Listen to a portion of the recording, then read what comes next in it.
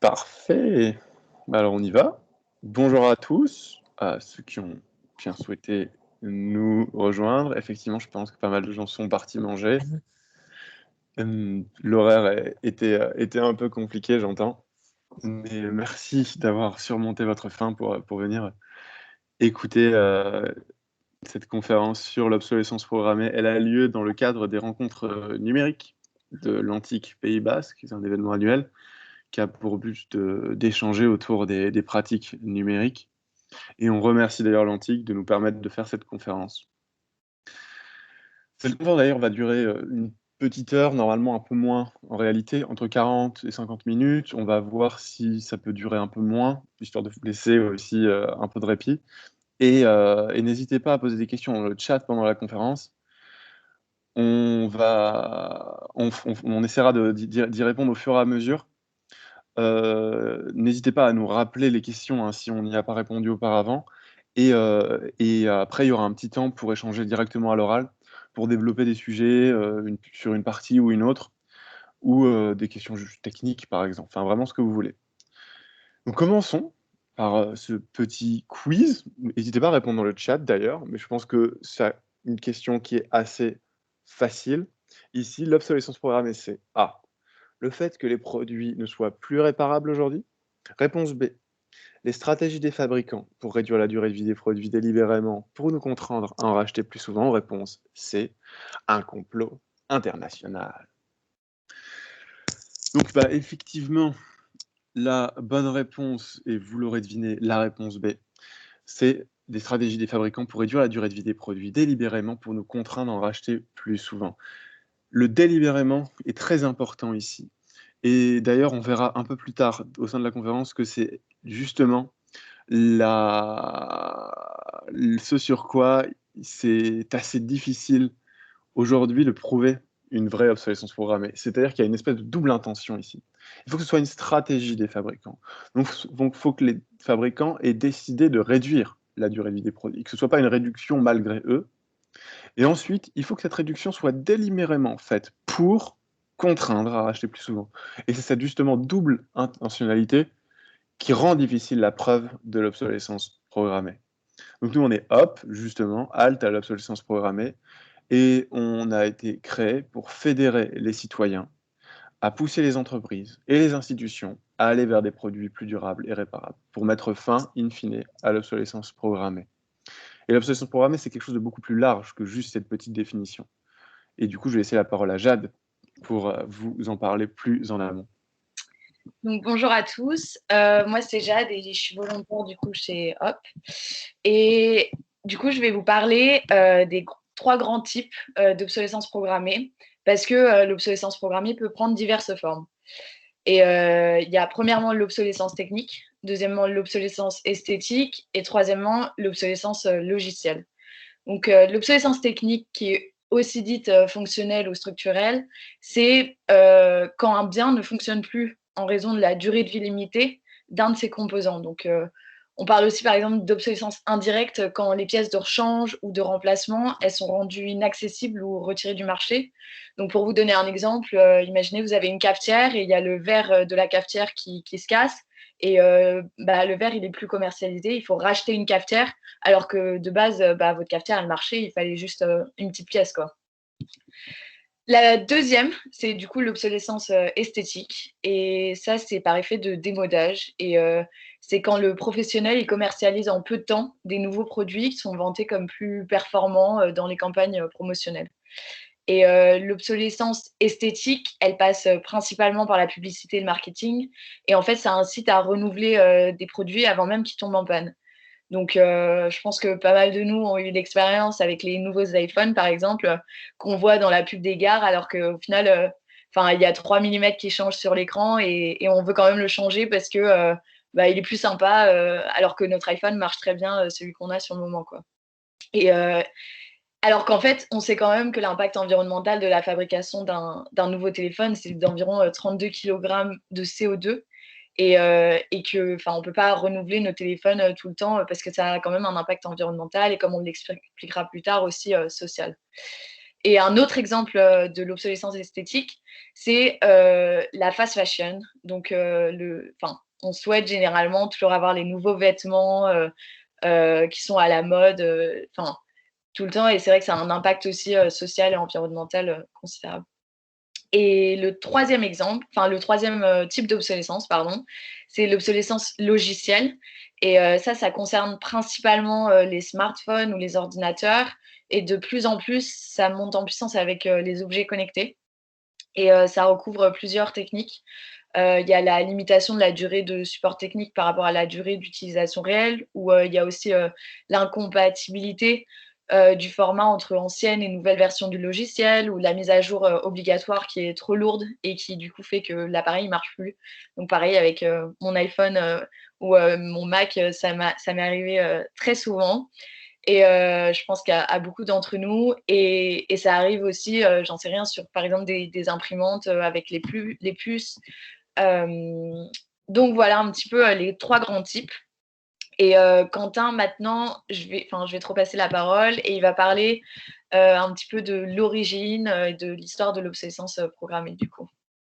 Donc on voit effectivement avec cette présentation que l'obsolescence programmée, c'est quelque chose de global. Donc ça se passe à la fois directement dans les produits, ça se passe en nous avec ce que vient d'expliquer Jade, l'obsolescence marketing. Donc c'est vous-même qui allez considérer que ce bien n'est plus à la mode, n'est plus d'actualité. Donc vous allez volontairement en fait réduire sa propre durée de vie par votre prisme psychologique. Et ça peut être aussi logiciel, donc ça peut passer par des softwares. Mais l'obsolescence programmée, c'est quelque chose, quand on parle d'obsolescence programmée, on a toujours très vite l'image des smartphones, on a toujours très vite l'image de l'électronique, mais finalement, c'est quelque chose qui remonte à beaucoup plus loin que ça. L'obsolescence programmée existe depuis, grosso modo, que le capitalisme a pris une dimension industrielle. Pour prendre un exemple que l'obsolescence programmée, c'est quelque chose de très ancien, en 1924, tout ce que je vous dis ici, ce sont des faits historiques, hein. Il n'y a aucune notion de complot, il y a aucun doute là-dessus. Ce sont vraiment des faits qui ont été avérés ensuite. Le cartel Phébus, c'est un cartel de fabricateurs d'ampoules, fabricants, pardon, d'ampoules qui ont décidé de réduire la durée de vie de leurs ampoules à 10 000 heures, parce qu'ils se rendaient compte qu'ils ne vendaient plus d'ampoules, parce que les ampoules qu'ils mettaient sur le marché duraient trop longtemps. Pour prendre l'exemple, il y a une ampoule qui s'appelle le Centennial Bulb, qui brille toujours depuis 1901 dans une caserne de pompiers aux États-Unis. Vous pouvez aller le voir sur Internet, si ça vous intéresse, je peux vous envoyer le lien. Il y a une caméra qui filme l'ampoule 24 heures sur 24 pour vérifier qu'elle brille toujours bien. Et cette ampoule, elle fonctionne encore, alors qu'aujourd'hui, nous, on change des ampoules assez régulièrement. Moi, j'ai encore changé celle de ma cuisine il n'y a pas si longtemps que ça. Et bien justement, il y a eu ce cartel qui est né en 1924 et qui a permis de réduire la durée de vie de ces produits. Il y a eu la Grande Dépression en 1929 qui a en fait amorcé la théorisation de la politique, la théorisation politique de l'obsolescence programmée. Bernard London, qui est même pas finalement un économiste, qui était un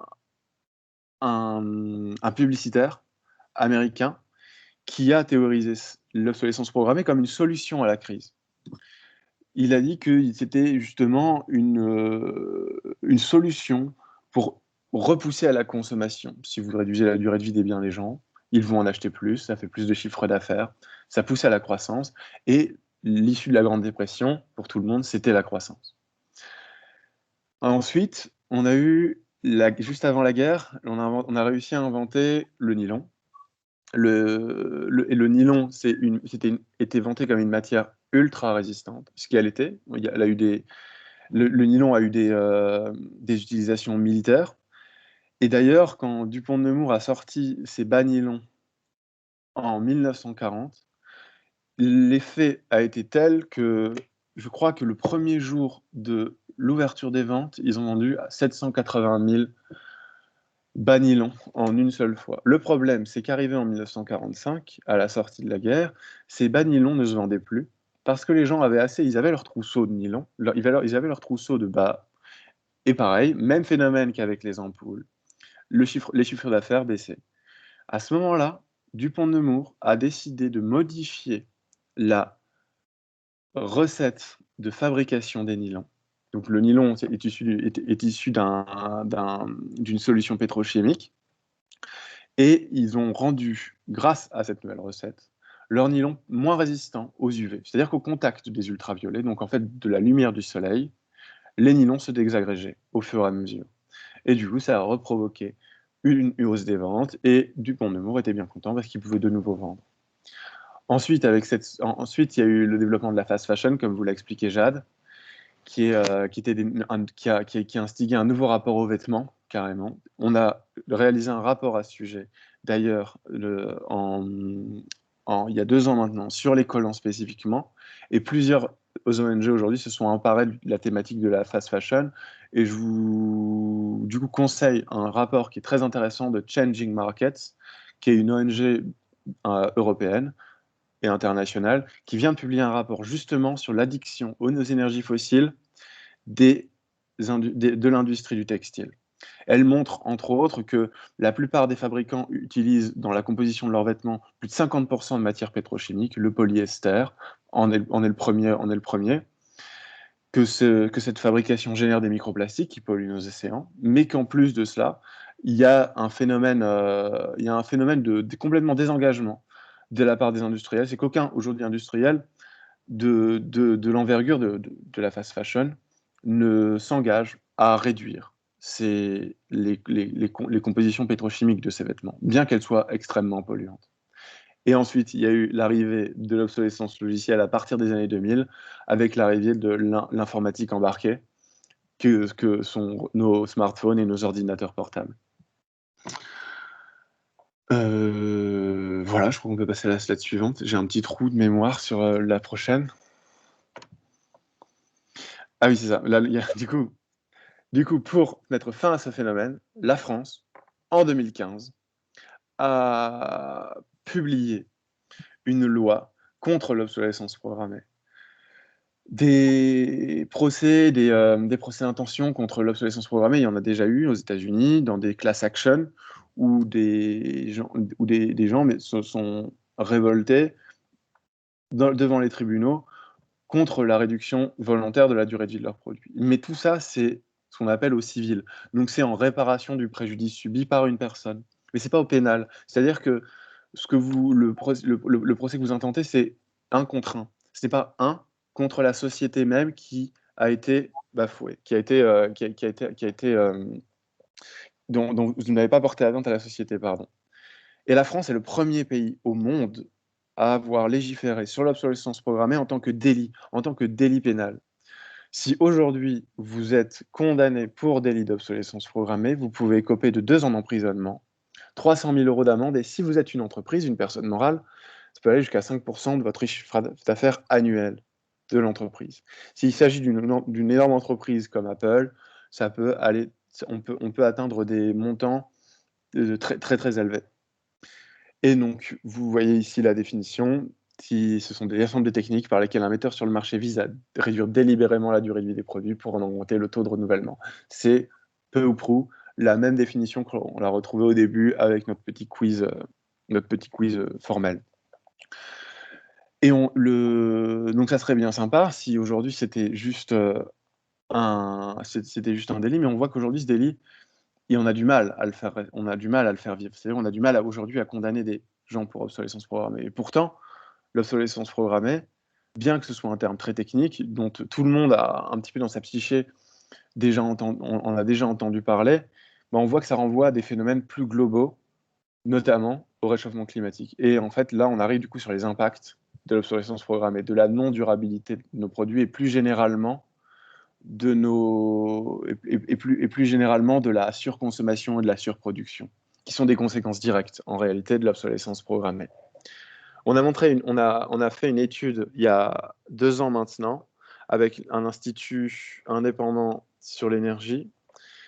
Pareil, n'hésitez pas si vous avez besoin de données, en tout cas si vous avez besoin des références sur les chiffres que l'on vous donne, on peut très bien vous les envoyer et vous en donner les sources. Donc on a montré dans cette étude que si on faisait durer de 50% de temps supplémentaire les biens les plus concernés en général par l'obsolescence programmée, c'est 4 catégories de biens: les smartphones, les ordinateurs, le gros électroménager comme les lave-linges, et je crois que le quatrième ce sont les imprimantes. Et ben on voit à travers cette étude qu'on pourrait chaque année économiser l'émission de 77 millions de tonnes de CO2. À titre de comparaison, 77 millions de tonnes de CO2, c'est à peu de choses près 3 fois l'équivalent du trafic aérien en France. On voit avec ce chiffre qu'il y a une dimension quasi climatique en réalité, avec justement l'émission folle de CO2 dans l'atmosphère de ces dernières années. Et si c'était seulement, si seulement c'était le problème du réchauffement climatique, parce que la production de biens provoque de la pollution des sols. Par exemple, si on pense à la fast fashion, le coton produit de façon industrielle utilise des pesticides qui contribuent à cette pollution. L'extraction des minerais pour fabriquer nos smartphones est également source de pollution des sols. Et on voit encore, du coup, avec la pollution, les cultures intensives, qu'il y a aussi un énorme problème qui génère des malformations, qui génère des facteurs génératifs qui affectent la vie des habitants qui vivent aux alentours des usines. Il y a Changing Market encore qui a fait une formidable étude sur la fast fashion qui montre l'impact de la viscose. La viscose, c'est une matière utilisée dans la fabrication de vêtements au même titre que le polyester ou le coton, qui est vanté comme étant une matière écologique parce qu'elle est issue de pulpe de bois, mais pour réaliser cette pulpe, il faut injecter un produit chimique hautement toxique dans l'usine. Et l'usine rejette directement ces déchets dans une rivière qui pollue et qui affecte la vie de milliers de gens aux alentours. Donc on voit aussi qu'il y a une dimension sociale, finalement, dans l'obsolescence programmée. Et d'ailleurs, je vais laisser. Ah oui, pardon. Je voulais vous parler aussi de ça, du tour du monde fabriquer un smartphone. Parce qu'en plus de polluer l'atmosphère, nos smartphones utilisent aussi énormément d'énergie de leur fabrication jusqu'à leur recyclage, jusqu'à leur valorisation, entre guillemets. Mais on voit que le cycle le plus polluant, c'est toujours la fabrication. C'est-à-dire qu'aujourd'hui, un smartphone, 80% de ses émissions de CO2, jusqu'à 80% de ses émissions de CO2, ça a lieu à la fabrication. Pour fabriquer un smartphone, c'est environ 38 ou 40 kg de CO2, je vous l'ai dit tout à l'heure. Mais sur ces 30 ou 40, du coup, 80%, ça fait à peu près 30 kg. Ça fait 32 kg de CO2 qui sont directement émis dans l'atmosphère à la fabrication du téléphone. Et on voit pourquoi ça a besoin de tant d'énergie. Parce que le smartphone fait 4 fois le tour du monde pour vous atteindre. Sa conception aux États-Unis, extraction des transformations des matières premières en Asie du Sud-Est. Il faut 70 kg de matières premières pour fabriquer un seul et unique smartphone. Et dans votre smartphone, il y a énormément de matériaux qui sont très précieux et qui sont presque fossiles en réalité, puisqu'on n'en a que des ressources qui sont limitées. Il y a de l'argent, de l'or, du tungstène, du cobalt, qui sont tous récoltés dans parfois des mines où des enfants travaillent. Amnesty International a révélé dans une enquête en 2016 que plus de 50 000 enfants étaient concernés par l'extraction des minerais en République démocratique du Congo, avec un taux de transparence faible et dérisoire, et sur lequel absolument aucune marque ne s'est engagée réellement, effectivement, à agir. Bien que, à la suite de cette enquête, il y a eu des engagements formels de ces entreprises, qui étaient Apple ou Volkswagen avec la fabrication des batteries de leurs nouveaux véhicules électriques. Donc on voit effectivement l'énorme impact environnemental de nos smartphones. Mais il y a aussi une dimension sociale et économique à l'obsolescence programmée. Et je vais laisser du coup Jade en parler. Donc voilà, comme l'a introduit Quentin, c'est vrai qu'il y a une grosse dimension sociale et économique, mis à part le fait que ça pénalise le pouvoir d'achat des consommateurs qui sont obligés de remplacer leurs appareils pour en racheter des nouveaux, et le fait que ça engendre quand même de la frustration. Il y a aussi des effets sociaux qui sont cachés mais qui sont importants, et par exemple, l'obsolescence programmée, c'est aussi la cause indirecte de conditions de travail qui sont très difficiles pour les sous-traitants, notamment dans les pays dits en voie de développement. Et en effet, la réduction de la durée de vie des biens, en fait, généralement, ça s'accompagne d'une réduction des coûts de production qui pèsent sur les employés. Et donc, par exemple, on a parlé plutôt de la fast fashion. Et sur la première photo, je pense que beaucoup de vous la reconnaîtront, mais c'est une photo de l'effondrement de la fabrique de vêtements de Rana Plaza au Bangladesh. Et cet effondrement, c'était causé par les mauvaises conditions du bâtiment et vraiment, enfin, les employés, ils travaillaient dans des super mauvaises conditions et ça a causé la perte de vie de 1131 personnes. Et aujourd'hui, personne n'a endossé la responsabilité de ce drame. Et ce drame, au final, c'est le résultat d'un modèle économique de la fast fashion qui vraiment cherche à réduire les coûts de production pour pousser la consommation des nouveaux vêtements. Donc, qui est la conséquence un peu de l'obsolescence programmée. Et c'est un peu pareil pour la technologie aussi. On voit aussi qu'il y a des conditions de travail qui sont pas forcément mieux. Et par exemple, dans le monde, il y a 160 millions d'enfants qui sont victimes de travail forcé. Et il y en a 18 millions, par exemple, qui sont exploités pour le traitement de déchets électroniques.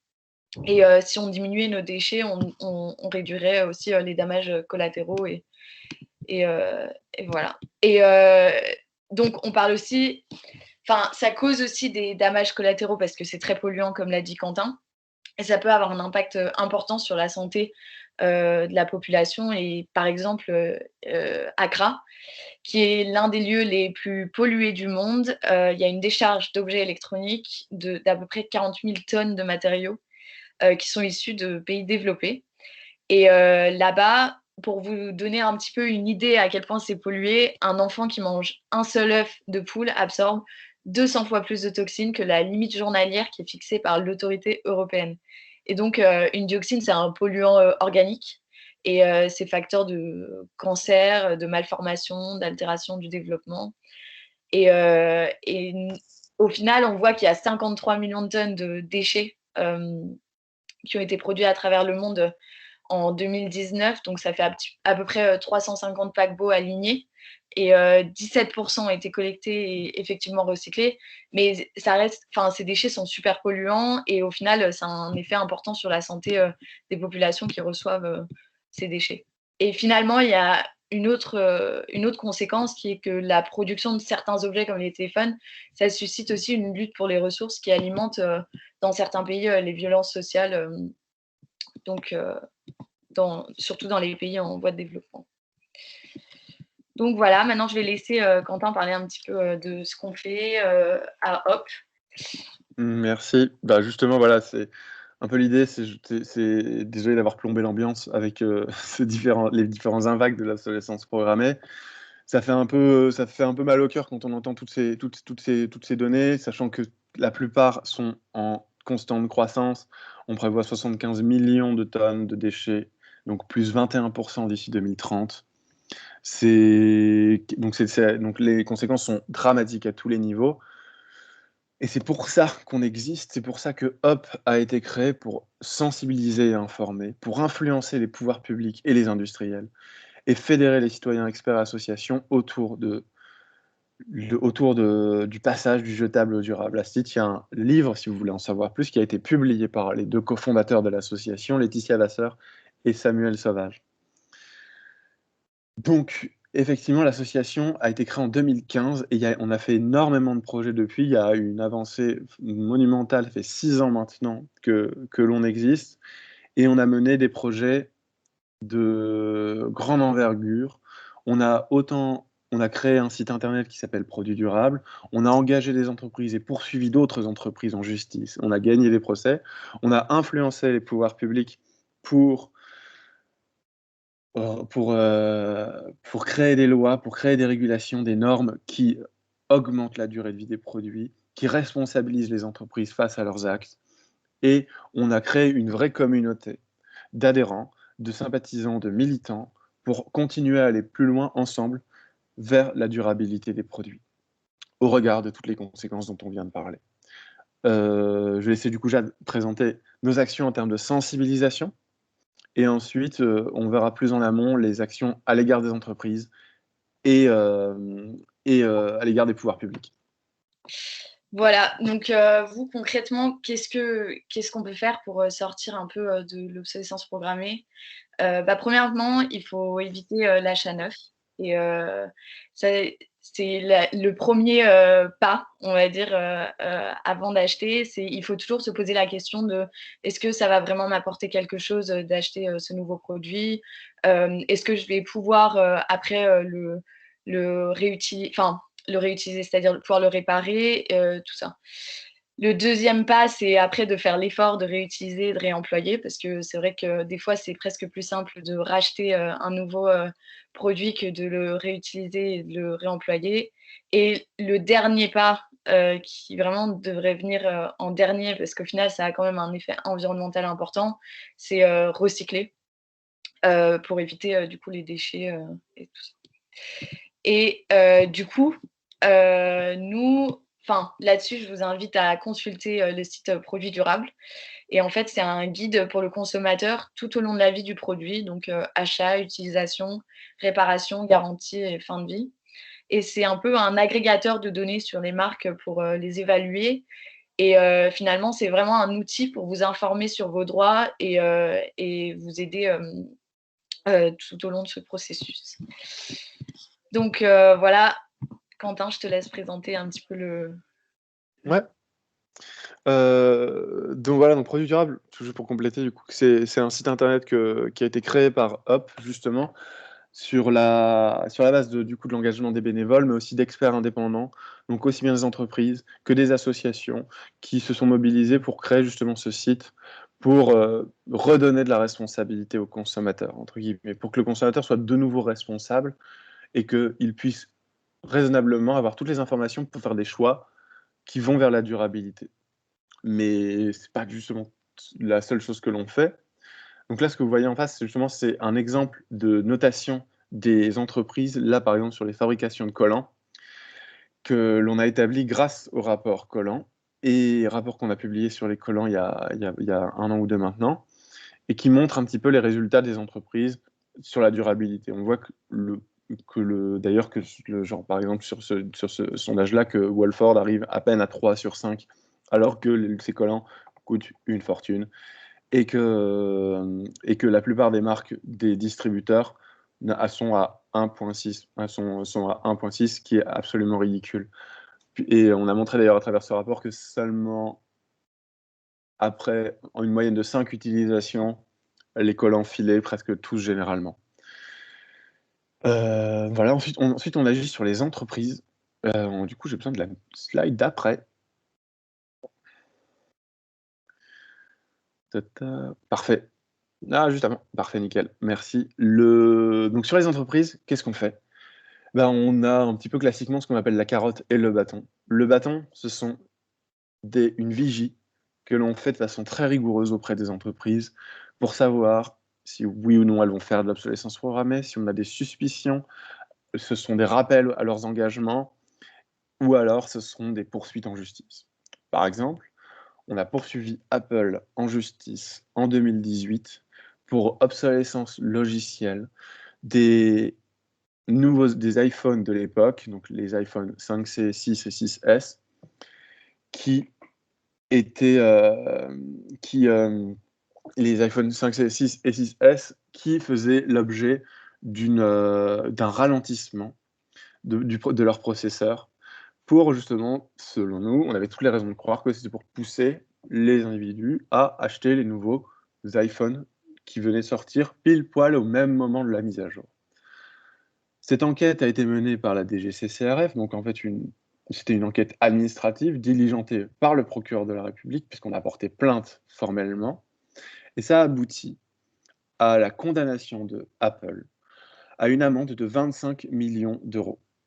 Cette amende, du coup, elle a été acceptée par Apple contre abandon des charges. Du coup, c'est une énorme victoire pour nous, puisque c'était une preuve de culpabilité de la part d'Apple, mais c'est une victoire en demi-teinte parce qu'on aurait souhaité aller vers un procès, pour de vrai, en obsolescence programmée. Ça aurait été une première mondiale en réalité, et c'est ce que l'on cherche aussi, c'est à faire une jurisprudence pour que l'on puisse créer un cas qui permette ensuite aux juges d'être moins frileux à l'égard de ce délit. La deuxième action que l'on porte auprès des entreprises, ce qu'on appelle la carotte, du coup, c'est le club de la durabilité. Parce que les entreprises ne sont pas forcément que des mauvais élèves. On parle souvent du lobby de l'industrie, etc. Mais en réalité, il y a aussi énormément d'entreprises, je pense que Antique pourrait aussi en parler, qui sont engagées pour la durabilité des produits, pour aller vers un monde plus durable. Et c'est pour ça qu'on a créé ce club, pour justement fédérer des entreprises qui veulent vraiment aller vers cet engagement, qui veulent changer de modèle économique ou qui ont déjà un modèle économique qui permet l'économie circulaire. Et justement, à travers des rapports, à travers des rencontres, à travers des échanges, à travers ce réseau, générer des bonnes pratiques et justement fédérer les entreprises et créer une vraie communauté d'acteurs, d'acteurs industriels qui peuvent aller vers la durabilité. Donc, c'est club, si vous voulez en savoir plus, c'est clubdeladurabilité.fr, je peux le mettre dans le chat. Et plus généralement, d'ailleurs, je vous donne le site internet altobsolescence.org et clubdeladurabilité.fr. Ensuite, l'autre action, puisqu'en fait, vous avez bien repéré que à chaque fois, nos actions portent sur un des acteurs qui est concerné par l'obsolescence programmée. Donc jusqu'ici, on a parlé des consommateurs, on a parlé des entreprises, et il en reste un, ce sont les institutions. Ces institutions, ce sont aussi bien les institutions locales, les institutions régionales ou les institutions nationales, voire européennes. À ce titre, on a écrit un livre blanc il y a 1 an maintenant pour montrer ce que pouvaient faire les acteurs pour améliorer la durabilité des produits sur leur propre territoire. Donc aussi bien au niveau local, aussi bien au niveau national qu'au niveau européen. Et on vient tout juste récemment d'écrire ce livre blanc en anglais et de le modifier pour l'adapter à l'échelle européenne. Qu'est-ce qu'on a fait, par exemple, auprès des institutions? Justement, vous avez certainement dû en entendre parler, il y a un indice de réparabilité qui est obligatoire depuis le 1er janvier 2021, qui oblige les entreprises pour 5 catégories de produits, dont les smartphones, les ordinateurs, les imprimantes ou les frigidaires et les aspirateurs, je pense que j'en oublie pas, à indiquer directement sur le produit, sur son packaging, si ce produit est réparable ou non. C'est comment cette note est attribuée, vous allez voir, c'est une note sur 10, qui est en réalité une note sur 100, mais qui est réduite à 10 à partir de 5 critères, qui vont de est-ce que est-ce que les pièces détachées sont disponibles? Est-ce que l'appareil est modulaire ou pas? Donc, est-ce que les pièces peuvent être changées facilement? Et ensuite, il y a aussi des données qui sont directement en fonction du produit. Et cet indice, justement, il a été mis en place grâce au lobbying, grâce à l'influence de notre association, grâce à ce livre blanc, parce que l'indice de réparabilité était une des mesures. Et du coup, ce qu'on a fait, c'est qu'on a porté la voix des consommateurs, la voix des adhérents, la voix de nos militants et de nos sympathisants, la voix des citoyens en réalité, auprès des institutions pour créer cet indice. Parce que cet indice, il est vachement important parce que du coup, maintenant, il permet d'avoir de la donnée directement sur les entreprises elles-mêmes. Et il permettra ensuite d'améliorer l'information aux consommateurs, mais aussi d'avoir une meilleure transparence des produits que vendent les producteurs. Et ensuite, à la fin, donc cet indice deviendra un indice de durabilité. Donc, c'est quoi la différence entre la durabilité et la réparabilité? C'est très simple. La réparabilité, c'est juste un des facteurs de la durabilité. C'est-à-dire que ce qui est réparable n'est pas forcément durable, parce que ça peut être réparable, mais ça peut être fait dans des conditions qui ne sont pas acceptables, ça peut être avec des pièces qui ne sont pas robustes. Et c'est là qu'intervient la durabilité. La durabilité, c'est la robustesse des produits, c'est la qualité du produit en général, plus que juste s'il est réparable ou s'il n'est pas réparable. Donc c'est un exemple de ce qu'on fait au niveau national. Et il y a aussi une dimension européenne maintenant à ça, et ça se joue principalement au niveau européen, puisque le droit des consommateurs en général se joue au niveau de l'Union européenne, avec une stratégie de l'Union qui s'appelle la Sustainable Product Initiative, la stratégie pour les produits durables, qui doit venir à la fin de l'année et qui, du coup, va générer une nouvelle campagne pour Hop là-dessus. Mais pour faire tout ça, on a besoin justement de vous, on a besoin de vous, Rachel et Hélène, qui nous écoutez. Merci encore de nous écouter d'ailleurs. Et on a besoin justement de sympathisants supplémentaires, on a besoin de rassembler autour de nous. Et pour ça, il y a une manière très simple, c'est d'aller sur notre site internet et d'adhérer à l'association. Au plus on est, en fait, c'est pas du tout la même chose d'aller voir un député, d'aller voir le gouvernement, si on est 5 derrière l'association, ou si on est 40 000, ou si on est 1 million. Et l'influence se joue comme ça. Et pour ça, justement, on a besoin d'être le plus nombreux possible. Donc, pour aller vers des produits durables et réparables, je vous invite d'abord à aller sur notre site internet et si vous le voulez, du coup, adhérer à l'association. Je crois qu'on en a fini là, sauf si tu souhaitais ajouter quelque chose, Jade. Non, je pense que tu as tout bien résumé. Donc, s'il y a des questions. Ouais, donc on peut passer justement à la phase questions, si vous en avez, ou si vous voulez, on peut juste vous libérer pour que vous puissiez aller manger.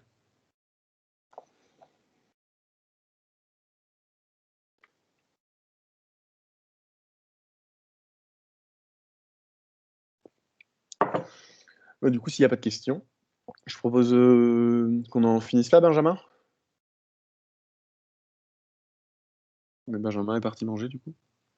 Attends. Non, je suis bien là. J'attendais Ok. juste d'activer les micros. Je voulais juste savoir si peut-être Hélène ou Rachel avaient des questions, mais apparemment non, pour activer leur micro et proposer un échange. Mais sinon, on en reste là, en effet.